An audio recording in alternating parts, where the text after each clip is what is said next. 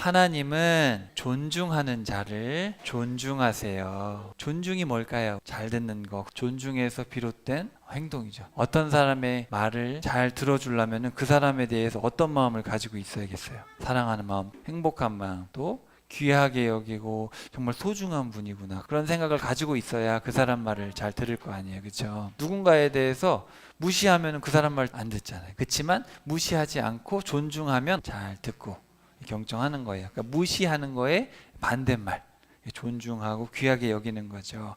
오늘부터 사무엘서라는 책을 볼 건데, 지난 시간까지 사사시대를 봤잖아요. 사사시대에 하나님을 존중했어요? 하나님을 무시했어요? 무시했죠. 하나님을 존중하는 게 아니라 자기가 보는 걸 존중했단 말이죠. 자기가 보는 걸 최고로 여겼어요. 그러니까 이쯤 되면 이제 하나님이 한 말씀 하실 때가 됐죠. 그래서 오늘 하나님이 무슨 말씀을 하시냐면은, 나는 나를 존중하면 나도 존중하고 나를 무시하면 나도 무시할 거야. 이제 그런 얘기를 하시는 거예요. 분위기 파악됐죠? 하나님이 360년 참으셨어요. 자기를 무시하는 이스라엘 백성들에게 참으셨지만 이제는 나도 참을 수 없다. 나를 무시하면 나도 무시하고 나를 존중하면 나도 존중할 거다. 이제 이런 얘기를 하시게 됩니다. 사무엘 상이랑 사무엘 하가 있는데 원래는 한 책이에요. 편의상 나눴기 때문에 저는 한 권으로 다룰 거예요. 그래서 여기 보면은, 자, 이 책에서 두 명이 나오는데 따라해 봅시다. 사울, 다윗. 이 사울과 다윗을 이렇게 비교해 가지고 어떤 사람은 하나님을 무시하니까 어떻게 됐겠어요? 하나님한테 무시당했어요. 또 어떤 사람은 하나님을 존중했더니 어떻게 됐어요? 그 사람도 존중을 받게 되는 거예요. 그런 모습들을 했는데, 처음에는 누구나 나오냐면 한나라는 사람이 사무엘을 낳고 사무엘의 집안과 엘리라는 사람의 집이 있어요. 그 두 집을 비교하고 사울과 다윗을 비교하고 있어요. 그리고 다윗의 전후 삶을 또 비교하고 있는데, 이런 우리가 사무엘 책을 한 몇 주 동안 볼 텐데, 이 책을 보면서 나는 하나님을 무시하고 있을까? 하나님을 존중하고 있나? 그런 걸 좀 잘 스스로를 돌아볼 수 있어야겠습니다. 1장 3절에 한번 봅시다. 전능하신 주라고 되어 있는데, 자, 이 옛날 성경에 어떻게 번역했냐면 만군의 여호와 이렇게 되어 있어요. 근데 여호와라는 거는 하나님의 존귀하신 이름이라서 우리가 엄마 아빠 이름을 안 부르죠. 아빠라고 부르잖아요. 그래서 우리가 하나님을 부를 때도 여호와 이렇게 부르면은 존중하는 게 아니니까 주라고 바꿔서 번역을 하는 거예요. 그런데 원래 여기 원문에 보면 만군의 여호와, 1장 3절의 별표, 거기가 성경에 처음 나오는 만군의 여호와라는 표현이에요. 자, 이 표현이 왜 나올까? 여기 만군이 뭐예요? 바로 모든 군대의 하나님이에요. 그럼 힘이 세요, 안 세요? 엄청 세잖아요. 이 모든 세상을 다스리시고 군대를 다스리시는 전능하신 하나님, 힘이 세상에서 제일 세신 하나님이에요. 지금까지 이런 얘기를 안 하셨는데 왜 갑자기 이런 얘기를 하실까? 사람들이 너무 하나님을 무시하니까. 하나님이 이때부터는 내가 진짜 힘센 하나님이야, 지금까지 참아주고 봐줬는데 이제 안 봐줄 거야, 그런 얘기를 이제부터 하는 거예요. 알겠죠? 그래서 여기부터 만군의 여호와 표현이 나오는데, 따라해 봅시다. 사무엘이라는 뜻이 엘이 하나님이에요. 엘. 그리고 이 사무엘은 셈에서 나온 말이라서 하나님의 이름, 이런 뜻이 됩니다. 하나님의 이름, 또는 샤마라는 말에서 올 수도 있기 때문에 하나님께서 들으신다, 이런 두 가지 뜻으로 해석할 수가 있는데, 자, 하나님의 이름이 뭐예요? 만군의 여호와, 바로 세상에서 가장 힘이 세신 모든 군대를 다스리시는 하나님. 이해됐죠? 그게 바로 하나님의 이름인 거예요. 그래서 이 사무엘상에서는 제일 많이 나오는 나라가 어디냐면, 자, 따라해볼까요? 블레셋. 블레셋이 센데 블레셋하고 싸우는데 누가 이겨요? 하나님이 너무 쉽게 이기는 거예요. 그래서 하나님이 자신의 전능하심을 보여주면서, 그런 전능하신 하나님을 믿고 의지하고 존중하는 사람은 하나님이 존중해주고, 그런 하나님을 끝까지 무시하는 사람은 하나님이 무시해주고 혼내주시는 그런 이야기들이 나오게 됩니다. 그래서 오늘 사무엘의 사역 전반을 좀 둘러볼게요. 자, 한나라는 여인이 나오는데 1장 1절에 보니까 에브라임 산간 지역에 라마다임 소빔이라는 마을에 엘가나라는 사람이 살고 있었다. 그 아내가 둘이 있었는데, 첫째 아내는 한나, 그리고 둘째 아내는 브닌나. 근데 아마 이 한나가 아기가 없으니까 또 다른 아내 브닌나를 둔 것 같아요. 아기가 없으면은 가문이 끝나니까. 근데 이 사람들이 에브라임에 살고 있었지만 사실은 레위 지파인데 에브라임 지역에 이제 살고 있었던 거죠. 한나가 아기가 없는 거예요. 그래가지고 분인나가 너는 아기도 못 낳네 그렇게 괴롭히니까 마음이 얼마나 괴로워요. 그래가지고 너무너무 괴로우니까 하나님한테 간 거예요. 그래가지고 하나님한테 기도했어요. 11절 한번 봅시다. 전능하신 주, 여기도 만군의 여호와입니다. 만군의 여호와 하나님, 제 고통을 좀 기억해 주세요. 아들 하나만 주세요. 그러면 자 밑줄 쳐보세요. 뭐라고요? 아들 하나 주면 어떻게 하겠다고요? 하나님께 드리겠다는 거예요. 하나님께 바치겠습니다. 그 아들의 삶 모두를 하나님께 바치고 머리카락을 자르는 일이 없도록 하겠습니다. 어잉? 이거서 들어봤죠? 삼손 이야기에서. 그럼 머리카락을 자르지 않으면 누구예요? 이거는 나실인인 거예요. 여러분 기억나요? 하나님이 쓸 사람이 없어가지고 마노아의 집안에 어릴 때부터 태어나기 전부터 나실인 좀 낳아달라 이렇게 하나님이 부탁을 했죠. 그 사람들이 원해서 한 게 아니라 하나님이 부탁을 한 거예요. 하나님이 부탁을 했는데 그 부모가 자녀를 제대로 키웠어요? 안 키웠어요? 삼손이 제대로 컸어요? 안 컸어요? 삼손이 믿음의 사람으로 못 컸죠. 그러니까 부모가 자기의 의지에 의해서 나실인을 키운 게 아니잖아요. 하나님의 요청에 의해서 나실인을 키우려고 했는데 나실인으로 컸어요? 안 컸어요? 못 컸어요. 하나님이 부탁해서 되는 게 아니라 사람이 자기 의지를 가지고 그렇게 나실인으로 키워내야 되는 거잖아요. 그러니까 이 한나가 너무 고통스러운 가운데 하나님의 아들을 주시면 제가 나실인으로 키워내겠습니다.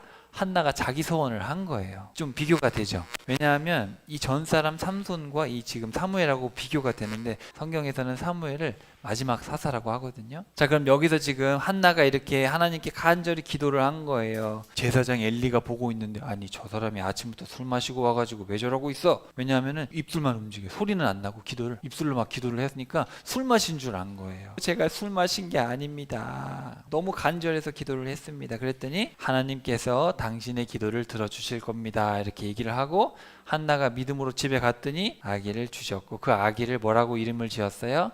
사무엘이다. 그래서 20절에 보니까 하나님께 간구해서 얻은 아들이다 라는 뜻에서 사무엘이라고 졌다. 하나님께서 들으셨다. 자, 그러면 우리가 이 이야기를 보면서 한나가 간절히 기도해가지고 아들을 얻었다 이렇게 볼 수도 있겠죠. 근데 정말 여기서 중요한 건 뭐겠어요? 우리가 삼손 이야기를 듣고 나서 이야기를 보니까 사실은 지금 이 분위기가 어때요? 하나님을 다 떠난 상황이죠.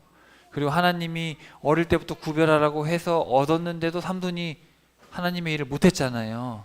그러니까 이런 상황에서 하나님은 하나님의 일을 감당할 한 사람이 필요할 거 아니에요. 근데 한나가 그런 아기가 없는 고통 속에서 하나님께 드리기로 소원을 하니까 하나님은 기뻐요, 안 기뻐요? 그러니까 사실은 이걸 어떻게 우리가 봐야 되냐면 한나가 기도해서 얻었다고 보는 게 아니라 하나님이 이렇게 해서 한 사람을 얻어냈다라고 우리가 볼 수 있는 거죠. 그러니까 하나님은 그 하나님을 존중하는 한 사람을 간절히 원하셨던 거예요.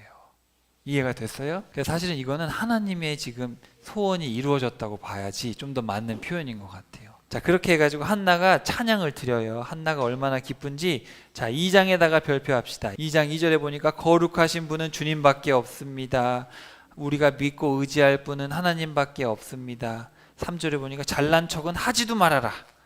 하나님은 우리가 하는 모든 것을 다 알고 계신다. 그러면서 6절에 보니까 하나님은 살리기도 하시고 죽이기도 하시고 사람을 무덤에 보내기도 하시고 돌아오게도 하시고 가난하게도 하시고 부하게도 하신다. 하나님은 세상에서 가장 힘이 센 분이잖아요. 그렇죠? 그래서 살릴 수도 있고 죽일 수도 있고 가난하게도 할 수 있고 부자로 만들 수도 있고 하나님은 이 모든 것을 하실 수 있는 분이라는 거예요. 근데 자 12절에 한번 봅시다. 엘리의 아들들은 불량된 거예요. 대제사장의 아들 홈니와 비느하스가 있었어요. 여기 백성들이 하나님께 드리겠다고 고기를 가져와 가지고 고기를 삶고 있는데 막 거짓말을 하고 속이고 백성들 것을 막 빼앗고 그러는 거예요. 쉽게 말하면 목사님이 헌금을 막 빼돌리고 돈 더 나세요. 헌금 더 많이 하세요. 그 정도는 안 돼요. 그렇게 하면 안 되잖아요. 근데 제사장 홈니하고 비느하스는 그렇게 나쁜 짓을 한 거예요. 하나님이 어떻게 생각하시겠어요? 너무 화가 나시겠죠. 여기 22절 보세요. 심지어 거기서 얼마나 나쁜 짓을 했냐면은 여기서 봉사하고 있는 여자 집사님들이 있었단 말이에요. 그런 여자 집사님들하고 강제로 막 결혼도 하고 막 놀기도 하고, 그럼 안 되잖아요. 그렇게 나쁜 짓을 막 한 거예요. 그래가지고 엘리가 불러가지고, 야 너희들 그럼 어떡하니? 성전에서 하나님이 계신 곳에서 나쁜 짓을 하고 그러면 되니 안 되니? 혼냈는데 듣지를 않는 거예요. 왜냐하면 하나님이 그 아이들을 죽이기로 작정하셨어요. 왜 그럴까요? 하나님을 무시하니까. 이 두 사람이, 홈리와 비느하스가 하나님을 계속 무시한 거예요. 그러니까 하나님이 참다 도저히 안 되겠다, 그래서 죽이기로 생각을 하신 거예요. 그래가지고 하나님이 어느 날 하나님의 사람을 보냈어요. 27절에 보면은 하나님의 사람이 엘리의 집에 와가지고 엘리한테 얘기를 한 거예요. 어찌하여 나보다 자식을 더 소중히 여겨가지고 이스라엘 백성들이 가장 좋은 거를 하나님께 드리면 그거를 빼돌려가지고 너희들이 먹느냐? 그렇게 하나님이 혼낸 거예요. 그러면서 자, 여기 밑줄 쳐보세요. 30절 사무엘서의 핵심 구절입니다. 자, 30절 밑줄 쳐보세요. 나 주가 선포한다. 거기 밑줄 쳐보세요. 자, 요 단어가 뭐냐면은 네움 여호와라는 말인데, 요거는 일반적으로 하나님이 말씀하신다, 선포하신다랑 표현이 달라요. 이거 예레미야에 많이 나왔던 표현인데 기억나시나 모르겠는데요. 이거는 하나님의 신탁이다, 이런 표현이에요. 절대로 이루어지는 말이다, 여호와의 신탁이다. 이 표현이 성경에서 예레미야에 제일 많이 나와요. 그런데 무슨 말씀을 하시냐면은 밑줄 중간부터 한번 쳐보세요. 누구든지 나를 귀하게 여기는 사람을 나도 귀하게 여기고 나를 멸시하는 자들은 나도 멸시할 것이다. 거기 밑줄 쳐보세요. 예전에 내가 제사장의 집을 영원히 가겠다고 했지만 나를 존중하는 자를 나도 존중하고 나를 멸시하는 자를 내가 가볍게 그냥 홀대할 것이다, 이런 표현을 하십니다. 무시무시한 경고죠. 35절에 보면 내가 제사장을 하나 세울 건데 내 마음과 내 생각에 합당한 일만 할 것이다. 그러니까 우리 친구들 열심히 교회 다니고 하나님 믿는 것도 중요하지만 더 중요한 거는 하나님의 마음과 하나님의 생각을 파악해야 돼요. 하나님의 생각과 하나님의 마음을 파악하지 않고 열심히 교회 다니는 건 별 의미가 없어요. 그렇게 엘리의 집은 하나님을 떠났지만 사무엘은 커갈수록 하나님을 잘 섬겼는데, 그러던 어느 날 밤에 사무엘이 자고 있는데 사무엘아 사무엘아 부르는 거예요. 엘리 제사장님 부르셨나요? 그랬더니 난 부른 적 없다, 다시 자라. 그렇게 3번이나 하니까 엘리 제사장이 이거 내가 안 불렀는데 혹시 하나님이 부르시나? 그래가지고 하나님이 부르시는 거구나, 하나님 제가 듣겠습니다, 그렇게 얘기해라. 그랬더니 하나님이 사무엘한테 무슨 얘기를 했냐면은 엘리 제사장의 집은 멸망할 것이다. 아들들은 죄를 짓고 엘리도 아들들을 타이르지 않았기 때문에 엘리의 아들들은 전쟁터에서 죽게 되고 당신도 죽게 될 것이다. 그런 얘기를 사무엘이 들은 거예요. 그거 말해주기가 쉬워요, 안 쉬워요? 그래서 엘리 제사장이 아침에 일어나가지고 밤에 하나님이 뭐라 그랬어? 무서워서 말을 못하는 거예요. 그렇지만 네가 얘기해야 돼. 그랬더니 사무엘이 얘기를 해준 거예요. 엘리 제사장님의 집이 멸망할 거래요. 하나님의 말씀, 하나님을 존중하지 않았기 때문에 다 죽을 거래요. 그런 말을 들었더니 엘리 제사장이 하나님이 선하게 하시겠지, 그러고 끝난 거예요. 엘리 제사장도 잘못했죠. 아들을 잘못 키운 거예요. 자, 그래서 여기 한번 봅시다. 아까 우리가 읽었던 말씀 기억나죠? 누구든지 나를 귀하게 여기면 나도 귀하게 여길 것이다. 근데 이 귀하게 여긴다는 단어가 뭐냐면은 따라해 봅시다. 무겁다. 직역하면 무겁다라는 얘기예요. 이게 왜 무겁다라는 거냐면은, 무거운 거는 뭐예요? 흔들리지 않죠. 엄마 아빠를 가볍게 여긴다는 건 뭐냐면은 엄마 아빠 내 맘대로 하면 돼, 상관없어, 에이, 이렇게 생각하면 돼요, 안 돼요? 안 되잖아요. 그렇게 여기지 않고 정말 내가 감히 뭐라고 할 수도 없고 바꿀 수도 없고 나를 낳아주시고 키워주신 훌륭한 분이잖아요, 그렇죠? 그렇게 정말 중요한 분으로 생각을 하는 거예요. 근데 하나님이 나를 무시하는 사람은 내가 가볍게 여기겠다 그러셨어요. 무시하면 무시한다고 번역을 해야 하는데 단어가 달라요. 나를 무겁게 여기는 자는 나도 무겁게 여기지만 나를 멸시하면 나는 그 사람을 가볍게 여기겠다. 이게 반대 표현이죠. 깃털처럼 후 부르면 날아가는 것처럼 아우 쟤는 필요 없어. 그러니까 쉽게 말하면 하나님이 관심을 끄겠다는 거예요. 무섭죠. 그래서 로마서에 보면은 동성애를 하는 사람들은 하나님이 내팽개치겠다, 관심 끄겠다 그랬어요. 그런 표현들이 나옵니다. 그러니까 하나님이 한두 번 처음에 경고하시지만 계속해서 하나님을 무시하면 나중에 하나님이 안 들으십니다. 자, 그렇게 이제 있는데 전쟁이 난 거예요. 두두두둥 전쟁이 났어요. 블레셋이 쳐들어온 거예요. 엄청나게 막 군인들이 후두두두 막 쳐들어와가지고 여기 아베까지 온 거예요. 아베. 그래서 전쟁을 했어요. 누가 이겼을까요? 지금 이스라엘 백성들이 하나님을 잘 믿고 있어요? 하나님 하나도 안 믿고 있어요? 4장 2절에 보니까 몇 명이 죽었어요? 이스라엘 백성 4천 명이 죽은 거예요. 그럼 어떻게 해야 돼요? 하나님 잘못했습니다. 우리가 믿음이 없어가지고 하나님 저버리고 하나님 무시하다가 블레셋한테 혼났습니다. 잘못했습니다. 회개해야겠죠. 근데 회개는 안 하고 뭐 했냐면, 자, 저기 실로에 가서 법궤를 가져와라. 법궤만 있으면 우린 이긴다. 하나님 말씀은 안 됐고 법궤만 가져오면 이긴다는 거예요. 이게 원래 어디냐면은 성막에 있는 거죠. 성막 안에 있는데 이것만 가져오면 우리가 이긴다고 생각한 거예요. 여리고에서 이걸 들고 앞에 다녔죠. 근데 그거는 하나님이 시켜서 한 거잖아. 그쵸? 이 법궤에 힘이 있어요, 없어요? 이건 그냥 나무 상자잖아. 찌띠나무로 만든 거잖아요. 이게 힘이 있는 게 아니라 누가 힘이 있는 거예요? 만군의 여호와 하나님이 힘이 있으신 거잖아요. 그래가지고 이걸 가지고 갔으니까 사람들이 우리가 이겼다 이렇게 막 얘기를 하는 거예요. 그러니까 블레셋 사람들이 안 되겠다, 더 정신 차리고 똑바로 싸워야겠다, 잘못하면 우리 진다. 그래가지고 블레셋 사람들이 더 정신을 똑바로 차리고 더 열심히 싸운 거예요. 그래가지고 10절 한번 봅시다. 5장 10절 누가 이겼겠어요? 블레셋이 또 이겼는데 이번에 몇 명이 죽었어요? 3만 명이 죽은 거예요. 3만 명. 아까 4천 명이 죽고 3만 명이 죽고 3만 4천 명이 죽어버린 거예요. 근데 홈니와 비느하스도 죽은 거예요. 전쟁에서 져가지고 베냐민 지파의 어떤 사람이 도망쳐가지고 막 온 거예요. 그래가지고 엘리 제사장이 있는 데까지 간 건데 엘리 제사장이 물어본 거예요. 어떻게 됐어? 전쟁 어떻게 된 거야? 우리가 이겼어 졌어? 법궤까지 가지고 왔는데. 그랬더니 우리가 전쟁에서 대패했습니다. 3만 4천 명이 죽었습니다. 그리고 당신의 아들 홈니와 비느하스도 죽었습니다. 그렇게 된 거예요. 근데 그 소식을 들었을 때 엘리 제사장이 뭐라고 뒤로 넘어지면서 목이 부러져서 죽은 거예요. 근데 엘리 제사장은 나이도 많은데 몸이 뚱뚱했대요. 사실 되게 부정적인 표현이죠. 자기 일은 제대로 안 하고 성도님들이 준 맛있는 고기만 먹었는지 어쨌든 성경에서는 뚱뚱하고 나이도 많고 목이 부러져 뒤로 넘어져가지고 목이 부러져서 죽었대요. 너무 슬프죠. 대제사장이잖아요. 하나님을 대표하는 대제사장이 이렇게 목이 부러져 죽고 아들도 죽고, 그리고 그때 비느하스의 아내, 며느리잖아요. 비느하스의 아내도 뱃속에 아기가 있었는데 아기 낳다가 죽은 거예요. 너무 슬프죠. 엘리도 죽고 엘리의 아들도 죽고 엘리의 며느리도 아기 낳다 죽고, 그리고 그 아들 이름을 뭐라 그랬냐면 21절에 보니까 이가봇이라고 지은 거예요. 영광이 떠났다. 하나님이 떠나버리신 거예요. 너무 슬프죠. 그래서 자, 엘리랑 엘리의 아들들이 하나님을 존중했어요, 하나님을 무시했어요? 하나님을 무시하니까 하나님이 경고했어요, 안 했어요? 했잖아요. 하나님의 사람을 보내서도 경고하시고 또 사무엘을 통해서도 경고하시고, 경고를 했는데도 안 들으면 어떻게 돼요? 심판을 받는 거예요. 그래가지고 엘리의 집이 그렇게 심판을 받았는데 여기서 법궤를 빼앗긴 거예요. 그거 뺏기면 돼요, 안 돼요?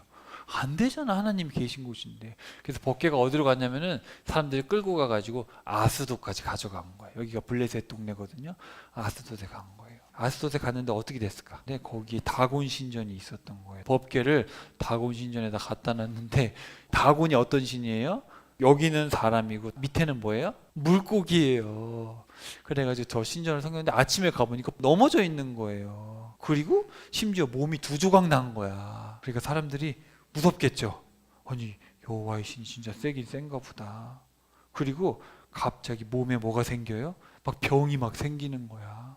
그래가지고 너무 무서워가지고 이거를 가드로 갖다 놓은 거예요. 가드로 옮겼는데 거기 가니까 또 전염병이 또 생기는 거예요. 그래가지고 사람들이 무서워서 에그론으로 또 보냈는데 에그론 사람들이 아이, 그걸 왜 우리한테 보내? 우리도 전염병 걸리면 안 돼요.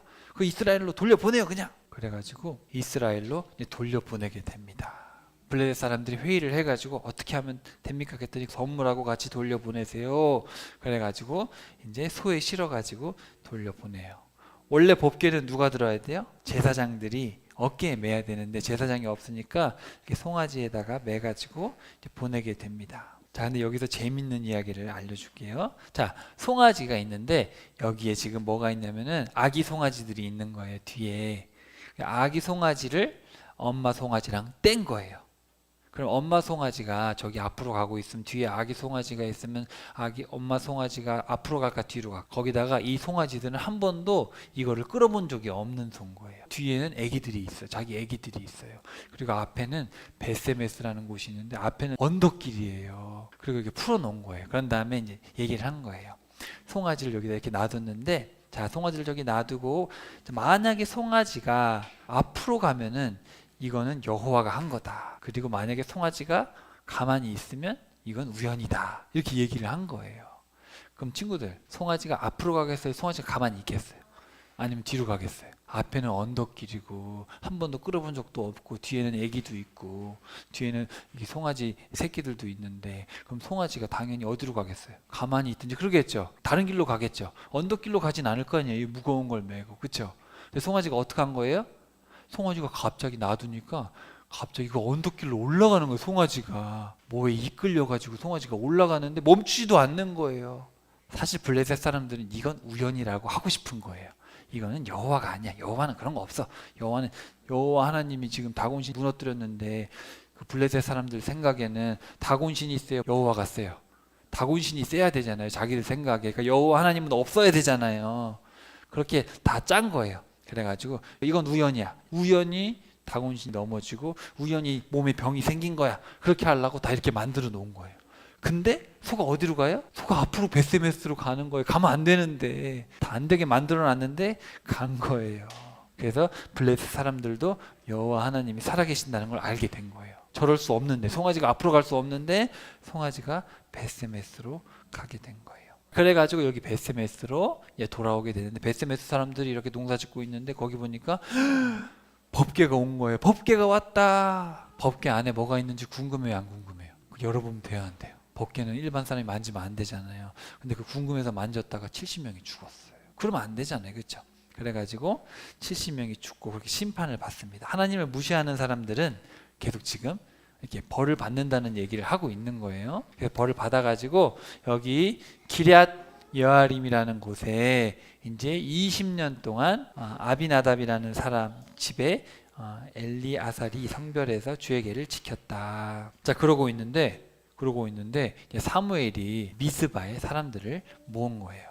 그래가지고 자, 5절 한번 봅시다. 7장 5절. 자, 미스바에 다 모이시오. 우리 회개 기도해야 됩니다. 우리 이렇게 살다가는 우리 망해요. 하나님의 말씀을 듣고 순종해야지. 그래가지고 미스바에서 다 같이 모여가지고 회개 기도를 한 거예요. 하나님, 우리를 용서해 주십시오. 그렇게 자신들의 죄를 고백한 거예요. 6절. 먹지도 않고 이게 금식하면서 고백을 한 거예요. 하나님, 잘못했습니다. 이렇게 사무엘이 미스바에서 회개 기도를 한 거예요. 다 같이 모여가지고. 근데 그때 또 누가 쳐들어왔어요? 블레셋 사람들이 쳐들어온 거예요. 이스라엘 사람들이 미스바에 모여있다. 다 죽여버리자. 그래가지고 막 쳐들어온 거예요. 그때 하나님이, 자, 10절에 한번 봅시다. 큰 천을 우르릉 쾅쾅 엄청난 소리를 내가지고 블레셋 사람들이 깜짝 놀란 거예요.